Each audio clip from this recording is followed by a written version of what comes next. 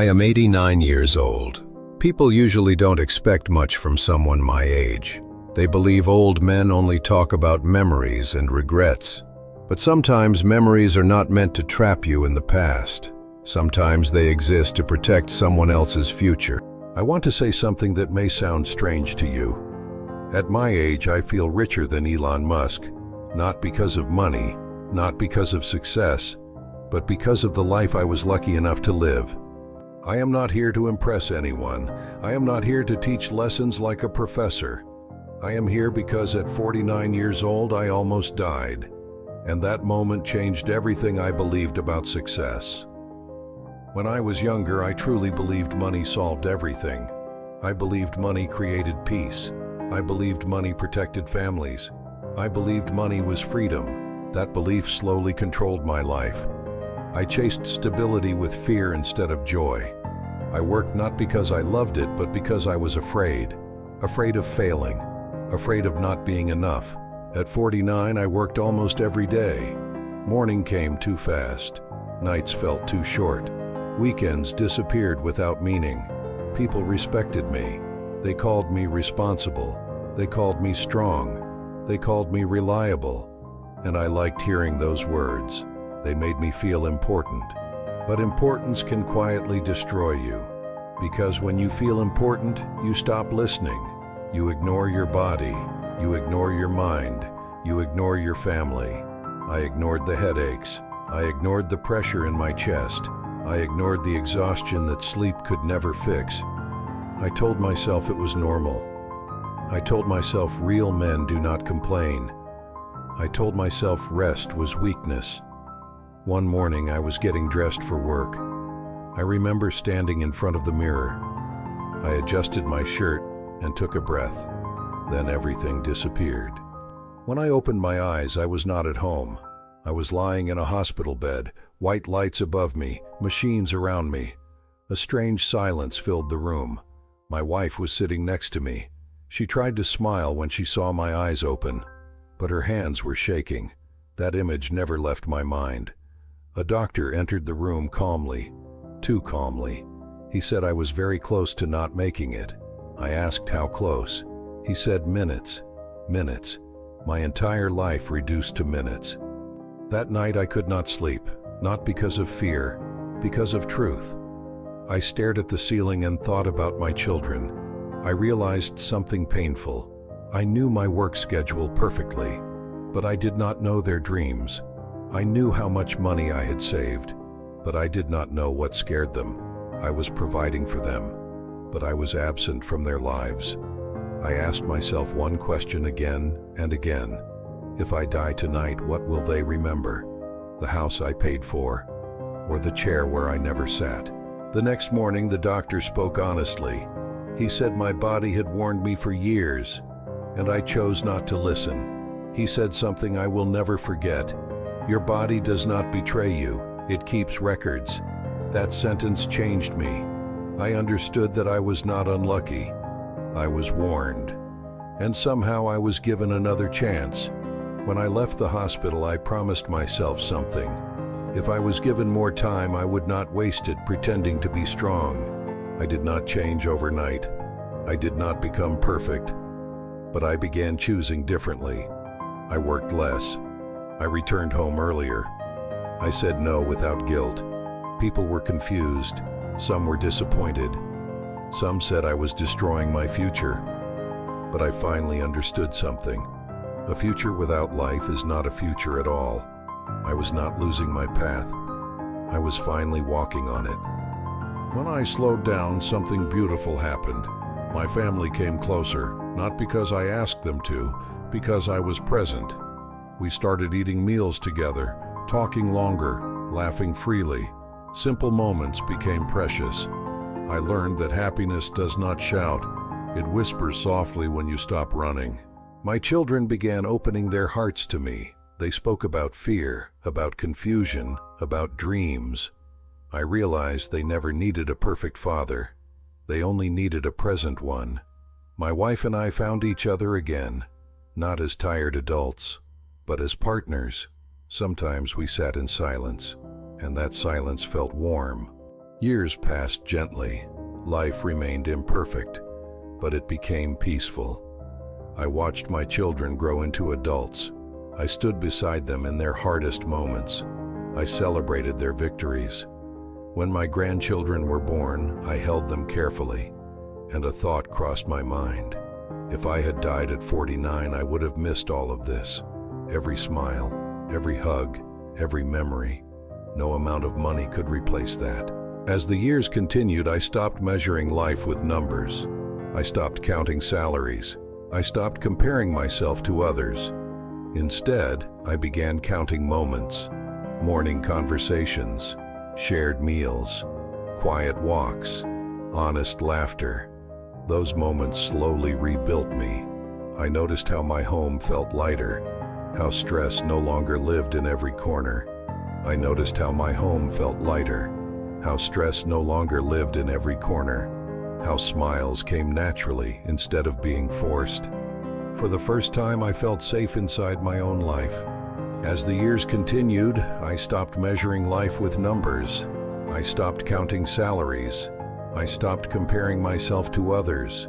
Instead, I began counting moments, morning conversations, shared meals, quiet walks, honest laughter. Those moments slowly rebuilt me. I noticed how my home felt lighter, how stress no longer lived in every corner. I noticed how my home felt lighter, how stress no longer lived in every corner, how smiles came naturally instead of being forced. For the first time, I felt safe inside my own life. People often asked me what my secret was.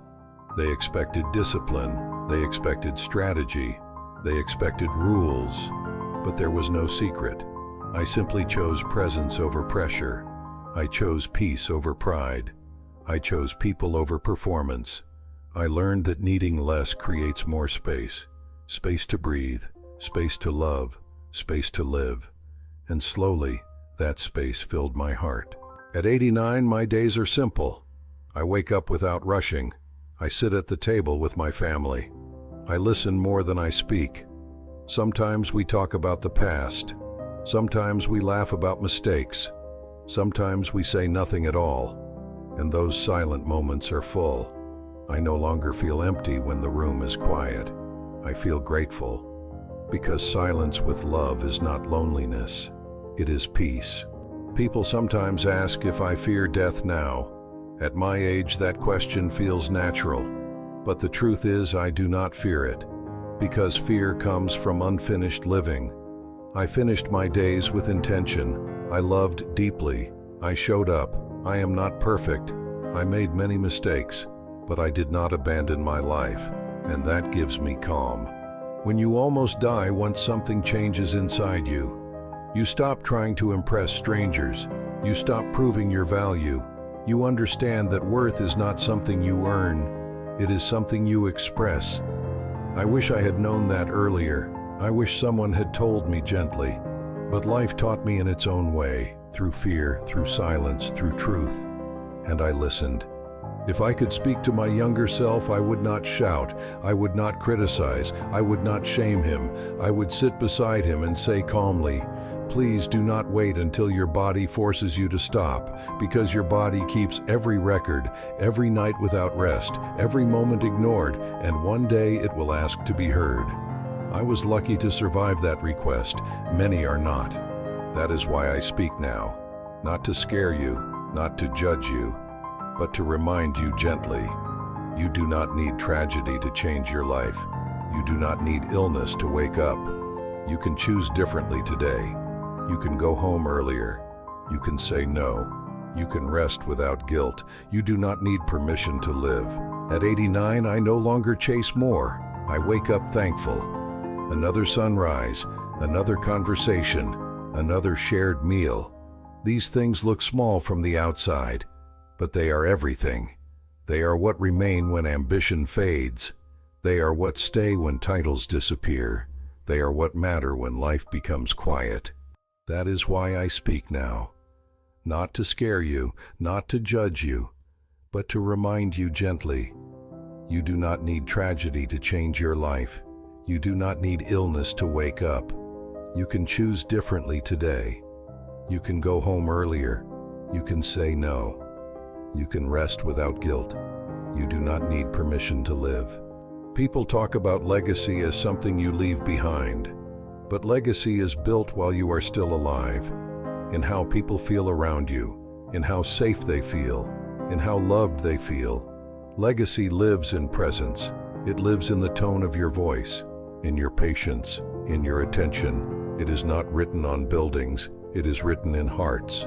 I look at the world today and I see many tired faces, people running endlessly, chasing goals they never chose. They believe happiness is waiting at the finish line. But life has no finish line. It only has moments, and those moments ask for your attention now, not later, not someday, now. I once believed that success meant sacrifice, sacrificing health, sacrificing presence, sacrificing love. But real success does not demand destruction.